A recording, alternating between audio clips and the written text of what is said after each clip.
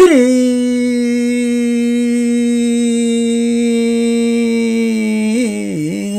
수심은 천재 보여 백년 탐물은 일조 친이더라 나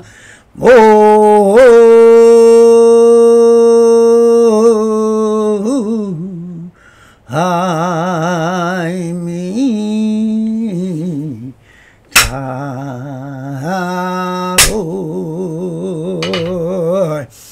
반갑습니다. 시방먹게 평안하신 우리 불보살님들과 오늘도 이렇게 불불상응하옵니다. 평상심이 도입니다. 언제나恩심임명하셔서 본불볼락하옵소서. 바람이. 자, 오늘도 조사선 우문도 상근 상당대기 12 지금 이 자리에 한마디를 말씀해 주십시오 라는 주제로 본문을 따라 우리 불보살님들과 그 안에 숨어있는 현지를 한번 찾아보도록 하겠습니다. 한 스님이 혼문선사에게 물었다. 부모가 허락하지 않아서 출가하지 못하는 경우라면 어떻게 출가해야 합니까? 라고 물었습니다. 여기서 부모가 출가하지 않아서 출가하지 못하는 경우라면 어떻게 출가해야 합니까? 라고 물은 것은 그럼 불교의 교주인 석가모니 물은 출가에 대하여 좀 더 알아보자 합니다. 석조의 출가에 대하여 엄청난 분란이 있었습니다. 불교의 창시자 석가모니가 출가하자 아버지인 정만왕을 비롯한 수많은 사람들이 경악했습니다. 그리고 그야말로 나라 전체가 혼란에 빠져 울고불고 난리가 났습니다. 하지만 인도에서 왕족이 출가하는 것은 일상사 다반서였다는 데다가 석가족은 왕은 우리가 생각하는 정근대 전제 군주가 아닌 공화정의 대통령이나 의장에 가까웠습니다. 그래서 왜 나라가 뒤집혔는지에 대해서는 전후 사정을 잘 살펴볼 필요가 있습니다. 먼저 석가모니는 태어나실 때 아지타 선인이 예언을 있었습니다. 전륜성왕이 되거나 부처가 될 거란 예언이었죠. 그래서 정원은 석가모니께서 큰 기대를 품고 부처가 아닌 전륜성왕을 만들려고 온갖 노력을 기울였습니다. 중앙경 29원 유영경을 중심으로 상을 살펴보면 정반왕은 눈물겨운 노력이 나옵니다. 먼저 정반왕 석가모니를 위하여 계절별로 머물 궁전을 지어줬으며 그 궁전에서 전부 아름다운 연꽃이 가득한 꽃과 목과 꽃이 가득한 화단으로 장식되어 있었죠.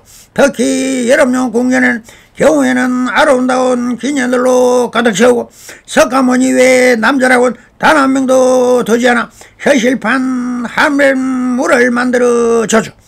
여기에 석가모니가 목욕할 때마다 4명의 시중들이 들면서 목욕이 끝나면 항상 비싼 전다량과 새 비싼 옷으로 석가모니를 꾸몄습니다. 석가모니의 식사는 항상 가장 맛있는 고기가 올라갔으며 심지어 하인들조차 콩국과 거친밥이 아닌 기름진 반찬과 쌀밥을 먹였죠. 문제는 석가족의 나라는 강대국이 아니었습니다. 잘 쳐줘봐야 중견국이고 진실로 말하면 중소국이야로 당시 인도 16대국 중에서 하위권이었습니다. 거기다 석가족은 가장 거칠고 외교관계도 좋지 않았습니다. 불교 경전에조차 그런 구절조차 자주 나오는데 대표적으로 석가족의 멸망도 원인이 석가종의 인성질이었습니다. 그리고 석가족의 이발사였던 수드라 계급 우발리가 출가할 때 같이 출가했던 석가족들이 자발적으로 석가모니에게 우리 석가족은 교만하니 우발리를 먼저 출가시켜 선배로 삼아 교만함을 다스리게 해달라고 셀프 뒷살 정도였을 말입니다. 반대로 석가모니가 석가족의 성품을 알고 일부러 가장 천한 우팔리를 제자로 삼아 겸손을 가르쳤다는 말도 있습니다. 하여튼 그런 나라에서 저런 상황과 사치와 투자가 석가모니 한 사람에게 그것도 강력한 중앙지검 국가도 아니 나라에서 전륜성왕이 나올 수 있다는 예언을 믿고 투자를 한 것입니다. 그런데 정작 석가모니는 출가야 불교를 창시했으니 충격이 작을 수 없었습니다. 사족이었지만 정치 철학적으로 석가모니의 행보를 해석하는 사람은 석가모니가 정치력이 아닌 종교의 힘으로 사회를 통합하는 길을 선택한 것이다, 이렇게 해석하기도 합니다. 그러나 출가를 하지 않고 결혼도 않고 아들 라우라도 낳았는데 결국 사대문을 탐방하고 생로병사에 대한 궁금증으로 인하여 출가의 길을 걸었습니다. 모든 왕권과 부경화를 뒤로한 채 출가를 하고 말았습니다. 이와 같이 출가하지 않은 것은 오직 자기 자신의 신념과 선택에 있는 것이지 어찌 부모가 허락하지 않는다고 못하는 것이 아님이 명하듯이 이 스님이 부모의 허락을 하지 않을 때 어떻게 출가하느냐고 물은 것이 참으로 한심한 질문이다. 그래서 후문수사는 이렇게 말씀을 하십니다. 얕구나 라고 했습니다. 이 말씀은 자기라는 이것이 주인공이요 우주는 오직 자기 의지와 자기 중심으로 바로 자신인데 어찌 아버지의 효가 먼저인가 라고 하여 석준의 출가도 있었는데 어찌 이렇게 묻고 있는 학인에게 이것은 아주 간단한 문제를 핑계 삼은 것이라고 얕구나 라고 일갈하십니다. 그런데 이야기는 유교의 교리인 수신제가 치고 평신하는 유물론적 사고에 젖어 있는 사람이라고 보아야 할 것입니다. 그러니 이렇게 다시 묻습니다. 잘 모르겠습니다. 즉 자기가 아는 효에 대한 사상과는 전혀 다른 답변이 돌아오자 잘 모르겠다라고 합니다. 그러자 원문수사는 모르겠습니다라는 말에 대해 이렇게 대답합니다. 깊구나 라고 합니다. 사실 안다 모른다 해서 양변이지만 사고나 생각은 항상 의문과 모른다는 사실을 인정하기가 어렵습니다. 인간사 모든 것은 전도몽상이듯이 미리 알 수 있는 것은 인연법에 따라 추측이요 변화에 따라 예지력으로 행동하기 마련입니다. 그러나 세상살이다 꿈 같은 생각이 세상인 것이지 내 생각대로 돌아가지 않습니다. 사람들은 자기 잘난 맛에 살아갑니다. 그렇다고 누가 알아주는 사람이 있느냐 하면 그렇지 않다는 것을 잘 아실 것입니다. 진리인 자연현상은 예측할 수 없는 것입니다. 아무리 과학이 발달하고 일환적으로 다 예측 가능함을 말하지만 연기적 현상으로 일어나는 생각의 변화는 그 자체가 꿈속일인 듯 일어나고 있기 때문에 예측 가능한 것은 다 그렇게 되기지 않습니다. 요즘 현대인들은 전부 자기적 관념과 신념과 사상과 종교관으로 세상을 판단하고 분별망상을 이루려고 헛손질을 하고 있는 것입니다. 그러나 삼남만상의 변화무상함은 이제 그걸 향하여 일어나고 있습니다. 기후의 변화 또한 예측하기 불허입니다. 왜 그럴까요? 모든 것은 사람들이 욕망을 향하여 좀 더 높게, 좀 더 깊게, 좀 더 크게 하면서 위로 향하여 달려가고 있습니다. 그러나 삼남만상은 사실 자기의 성품대로 이루어지고 사라집니다.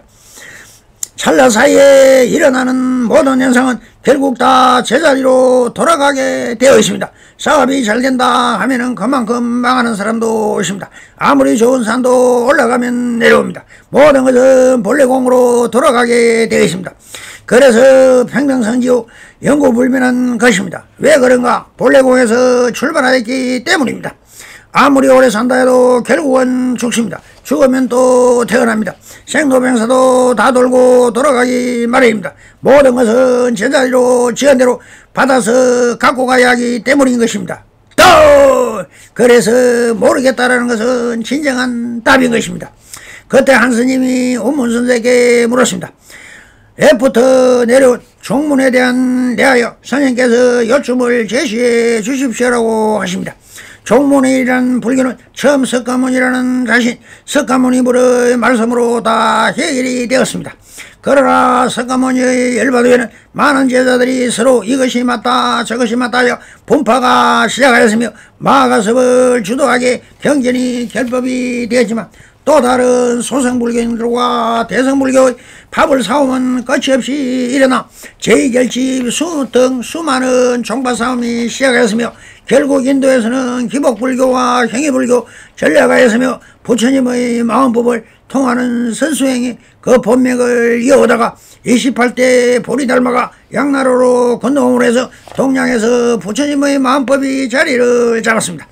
중국으로 건너왔지만 동양의 육조 해능선사까지는 법외로 거정표를 삼으며 외줄로 내려왔지만 해는 육조 해능선사에 수많은 사람이 깨달음을 이루고 다시 분파를 하기 시작하여 5가 7종으로 갈라져 여기 등장하는 우문선사도 한 종파를 만들어 법맥을 이어갑니다. 우문종 아래 조동파의 법안종이나 또 나누어 내려옵니다. 그래서 이 스님들이 물은 것은 우문종의 종가의 법이 무엇입니까? 라고 묻고 있다고 봐야 할 것입니다.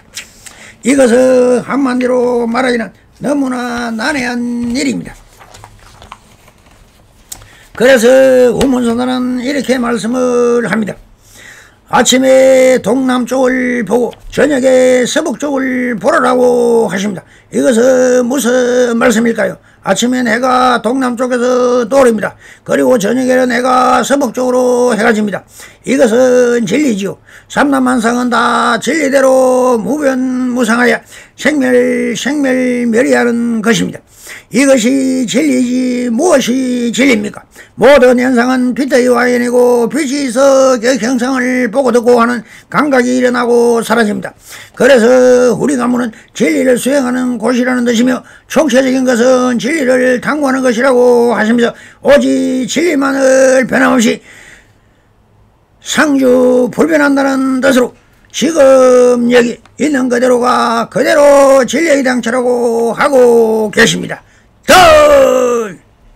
그런데 이 말씀은 회광반주하여 그 근본 뜻을 알아차지 못한 이 스님은 이렇게 다시 질문을 하십니다. 그렇게 이해했을 땐 어떻습니까? 여기서 이해했을 땐 라고 하십니다. 이해는 사랑 분별인 것입니다. 자기적 관념에 비추어 대중 생각 속에서 이해를 한다는 것이니 그렇게 하는 것을 해오라고 합니다. 해오는 깨달음이 아닌 것입니다. 깨달음이라는 것은 이런 지하에 대오각성해야 하는 것이지 이해를 해서 무엇에 선다는 말입니까? 그래서 우문선은 이제 좀 더 그 속에 숨어있는 성품을 들어 말씀을 하십니다. 동쪽 집에서는 불을 켰는데 서쪽 집에서 어둠 속에 앉아있구나 라고 하시어 동쪽과 서쪽은 정반대의 방향으로 나타나는 성품인 것입니다. 이 양면을 벗어나 밝고 어두움이 함께하는 것이며 그 형상과 내 마음이 둘이 아닌 하나가 되는 무라일체가 되어야만 일심으로 깨달음인 것인데 알아들었다면 바로 깨달아야 하는데 그렇지가 않은 모양입니다. 이런 스님에게는 천번을 말해도 알겠습니까? 생각으로 듣고 생각으로 질문하니 진리에 대하여 견처가 안목이 전혀 없는 사람인 것입니다. 그리고는 또 이렇게 묻고 있습니다. 지금 이 자리에 한마디를 말씀해 주십시오. 이 말은 지금 바로 내가 깨달을 수 있는 한마디 항상일구를 해달라고 하고 있습니다. 앞에서 몇 번이나 물었고 항상일구를 몇 번이나 해주는데 알아차리지 못하고 이해하고 사랑 고멸심인 계속 묻고 있습니다. 그러니 무엇이라고 해도 이 말은 회광반조해 보지 않고 하니 무엇라 해도 바로 이런 지하에 바로 깨달아 하는 데 참으로 안타까운 일입니다. 그래서 우문선은 이렇게 말씀합니다. 너에게 한 가닥 길을 틔워주리니 나에게 한마디를 되돌려다오 라고 하십니다. 아무리 말해도 알아차리지를 못하니 너에게 한 가닥 길을 더 주리니 내가 자네에게 한 말을 다시 되돌려다오라고 하십니다. 즉 선문답에서는 그 말을 회광반주하여 일촉지에 깨닫지 못한다면 다 헛소리에 불과합니다. 그래서 앞에 했던 말을 다시 돌려달라고 하십니다. 그런데 이 멍텅구리 같은 하기를 또 이렇게 지금 무슨 말을 하는지 모르고 천방지축 날뛰고 있습니다. 자잘한 것들 더 주지 말고 말씀해 주십시오라고 하고 있습니다. 참으로 천방지축이다. 그래서 이렇게 마루구를 날립니다. 하나는 그대를 물지 않을까 걱정이고 둘은 그대를 들을지 않을까 걱정이다. 셋은 노성에 깊어 말리게 되면 넷은 그대가 뒤로 물러나게 되는 것이다. 빨리 말해라, 빨리 말해 라고 하십니다. 첫째는 그대가 묻지 않을까 걱정이라고 하시는 그대가 수행을 해서 이 세상에 어정이 없다면 진리를 공부할 필요가 없지요. 그래서 그대가 어정이 생겨 그 어정을 물어야 하는데 아직 어정도 생기지 않았다면 묻지 않을 것이니 그것이 걱정이라고 합니다. 그리고 두 번째, 둘은 그대가 듣지 않을까 걱정이라고 하십니다.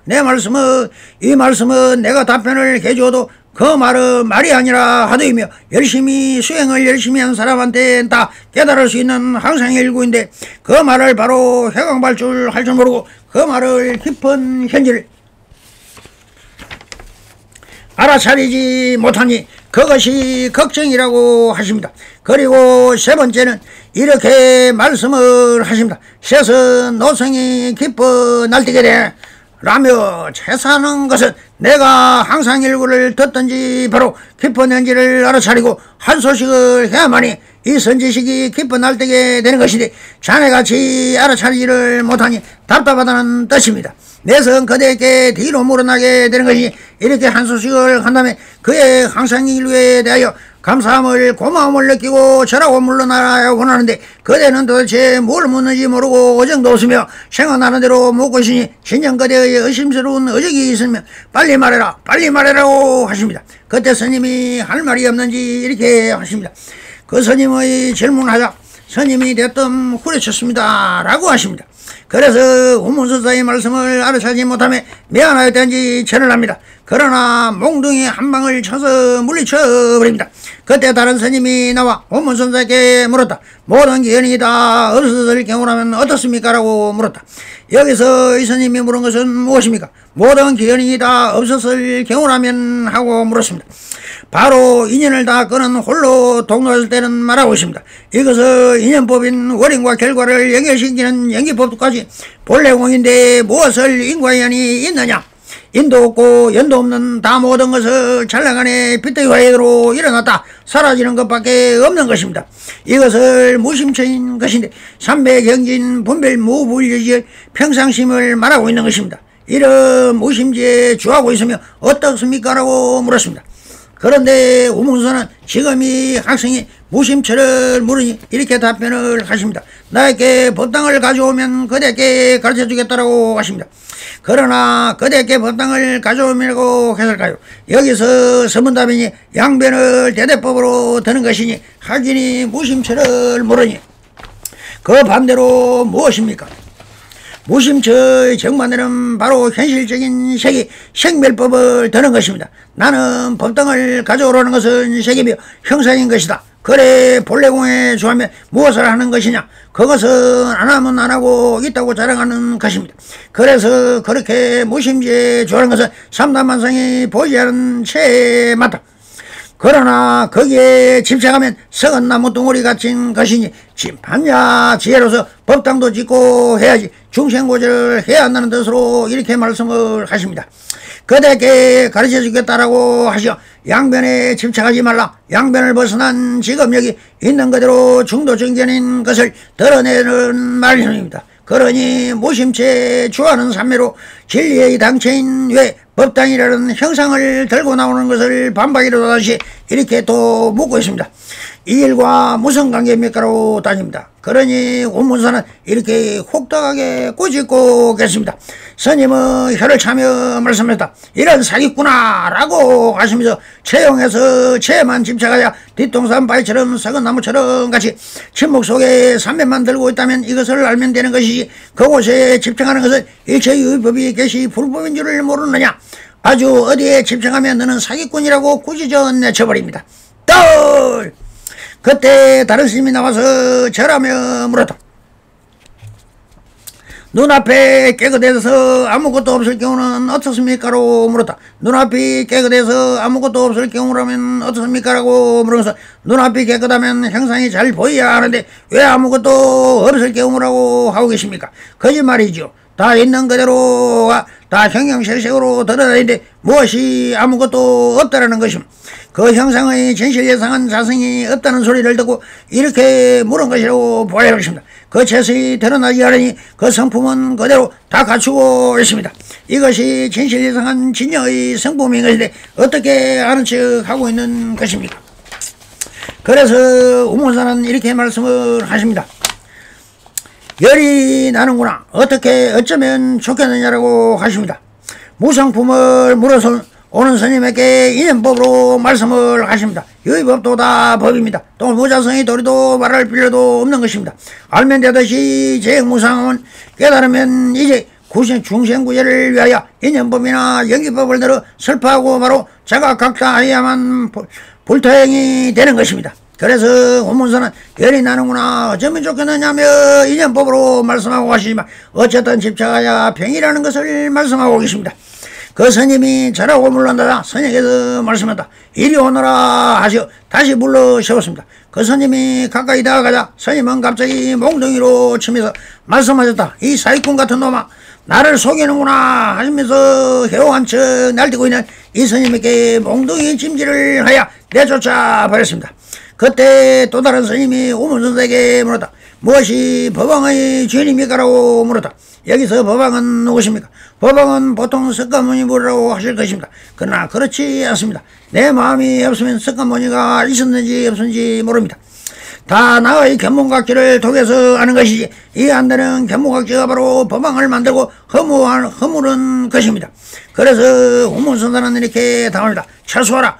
손을 모아 합작해보라. 누가 하고 있는지 스스로 할 것이 아닌가 하십니다. 그런데 또 묻습니다. 누먼 거북이 떼목이 구멍을 만났을 땐 어떻습니까? 라고 물었습니다.